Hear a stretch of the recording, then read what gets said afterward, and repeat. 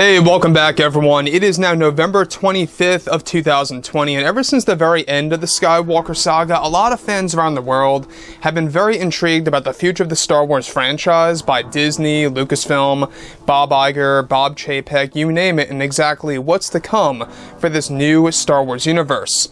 This is Mike Zero. Make sure to subscribe if you're new to the channel for future Star Wars content.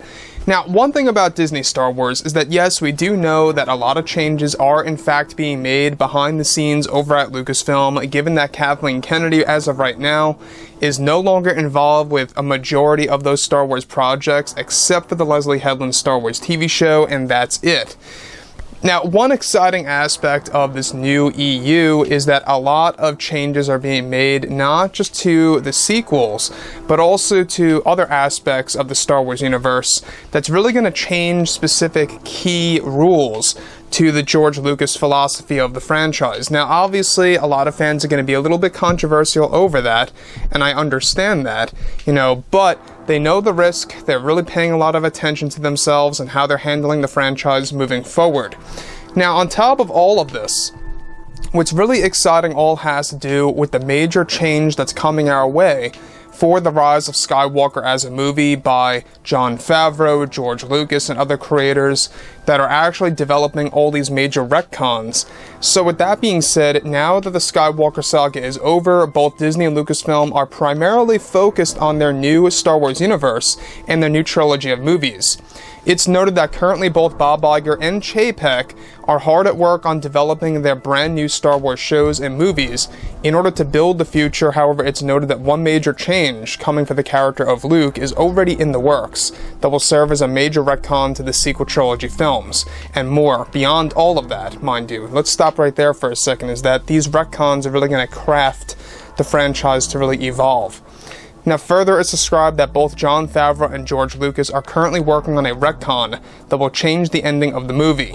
One major change involves Ben Solo falling into the pit on the world of Exegol, where Jon Favreau is working on a story element that will explain that when Ben Solo fell into the pit on Exegol, is that Ben Solo entered the worlds between worlds and met with Luke Skywalker's Force Ghost, where Luke Skywalker trained him to use the Life Force exchange technique for approximately 1 month. So let's stop right there for a second. Now, the worlds between worlds, this is a realm that we got a little glimpse of in Rebels. I'm sure that a majority of you guys recall that episode where we have Ezra entering that realm and saving Ahsoka from Vader.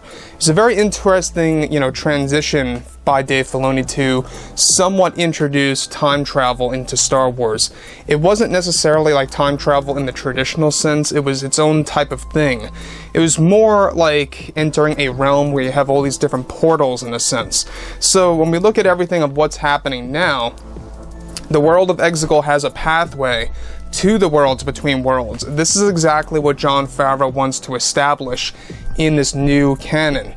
So when you think about it this way, Jon Favreau is in fact picking up a lot on Dave Filoni's creations, helping George Lucas with this. Dave Filoni is also assisting this major retcon that Ben Solo actually spent a total of 1 month below the surface of Exegol in that actual realm, the worlds between worlds, to train with Luke and other Force Ghosts to actually learn this Life Force exchange technique.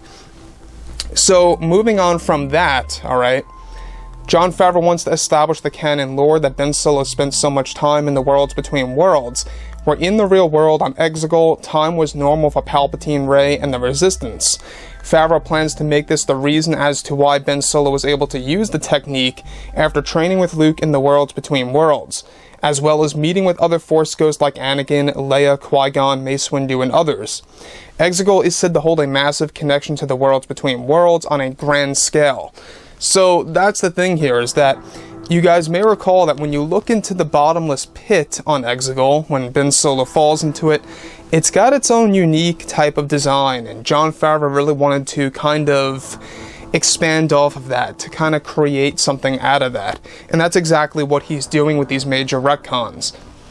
All of this will be established later next year of 2021, where we're going to be able to see this more so in the new canon. I cannot wait to see exactly how it's all going to evolve and change how we view how Ben Solo learned this technique, and how the fact that Ben Solo was actually away for 1 month, where in the real world it felt only like a matter of minutes. So that's going to be a very interesting take on things as to exactly how Ben Solo was able to really, advance himself through the ways of the Force. That's going to be, I think, the grand, overall plan by Jon Favreau and George, is to kind of just change our perspective on key scenes in the actual films. So, like I've said before in the past, I think that regardless, now we are in a situation where things really are starting to turn for the better. So with that being said, guys, drop a comment below. Let me know what you think about all of this in the comments, and if you guys did enjoy the content for today, do make sure to drop a thumbs up on this video to support the channel. I thank you all so very much for the kind support, and I'll catch you guys next time.